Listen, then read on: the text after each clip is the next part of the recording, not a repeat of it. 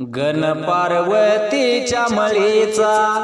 त्याचे पिता भोलेनाथ आला हसत हसत रायामुच्या अंगणात आला हसत हसत रायामुच्या अंगणात त्याचे वाळूया मुख त्याला सांगूया सुख दुःख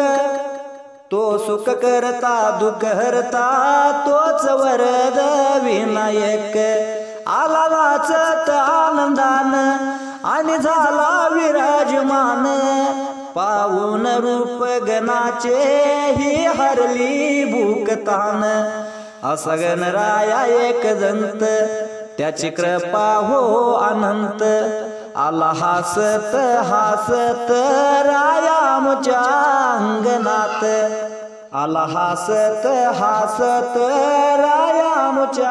अंगणात।